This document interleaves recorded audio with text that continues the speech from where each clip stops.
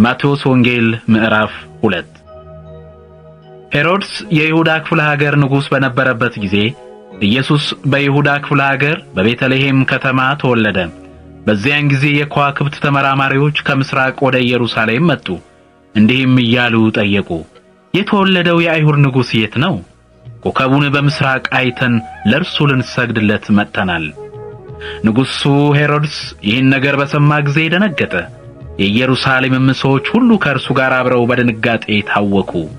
ስለዚህ ሄሮድስ የካህናት አለቆችንና የሕዝቡን የሕግ መምህራን አስጠርቶ መሲህ የሚወለደው የት ነው ሲል ጠየቃቸው። እነርሱም እንዲህ ሲል መለሱለት፣ መሲህ የሚወለደው በይሁዳ ክፍለ ሀገር በቤተልሔም ከተማ ነው። ምክንያቱም በነቢይ እንዲህ የሚል ትንቢት ተጽፏል፣ በይሁዳ ክፍለ ሀገር የምትገኝ አንቺ ቤተልሔም ሆይ ከይሁዳ ሀገር ዋና ዋና ከተሞች ከቶ አታንሽም። ምክንያቱም ሕዝቤን እስራኤልን የሚጠብቅ መሪ ካንቺ ይወጣል። ከዚህ በኋላ ሄሮድስ እነዚያን የከዋክብት ተመራማሪዎች በስውር አስጠርቶ ኮከቡ የታየበትን ጊዜ በጥንቃቄ ጠይቆ ተረዳ። እንዲህ ብሎም ወደ ቤተልሔም ላካቸው፣ ሂዱ፣ ስለ ሕፃኑም በጥንቃቄ መርምሩ። ባገኛችሁት ጊዜ እኔም ሄጄ እንድሰግድለት መጥታችሁ ንገሩኝ። እነርሱም የንጉሡን ቃል ከሰሙ በኋላ ወጥተው ሄዱ። በሚሄዱበት ጊዜ ያንን በምስራቅ ያዩትን ኮከብ ፊታቸው እየሄደ ሲመራቸው እንደገና አዩት። ይህም ኮከብ ሕፃኑ ባለበት ቦታ ላይ መጥቶ ቆመ። ኮከቡንም ባዩ ጊዜ እጅግ በጣም ደስ አላቸው።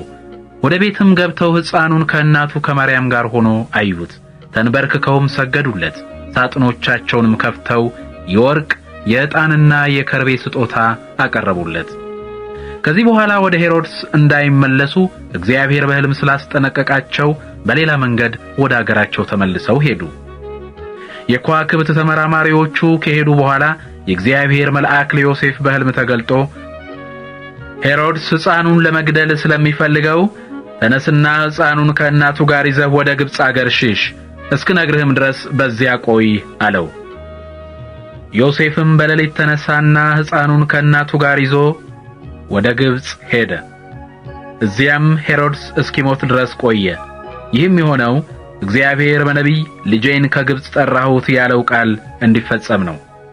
ሄሮድስ የከዋክብት ተመራማሪዎቹ እንዳታለሉት በተገነዘበ ጊዜ በጣም ተቆጣ።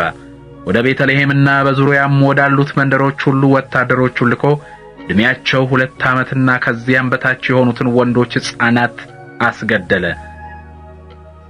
ይህን ያደረገው ኮከቡ የታየበትን ጊዜ ከከዋክብት ተመራማሪዎቹ ጠይቆ በተረዳው መሰረት ነው። በዚህም አኳኋን ነቢዩ ኤርምያስ እንዲህ ሲል የተናገረው ትንቢት ተፈጸመ። የልቅሶና የብዙ ዋይታ ድምፅ በራማ ተሰማ። ራሔል ስለ ልጆቿ አለቀሰች፣ ልጆቿ ስለሞቱባት መጽናናት እምቢ አለች። ሄሮድስ ከሞተ በኋላ የእግዚአብሔር መልአክ በግብጽ አገር ለዮሴፍ በሕልም ታይቶ ሕፃኑን ለመግደል የሚፈልጉት ሰዎች ስለሞቱ ተነስና ሕፃኑን ከእናቱ ጋር ይዘህ ወደ እስራኤል አገር ሂድ አለው።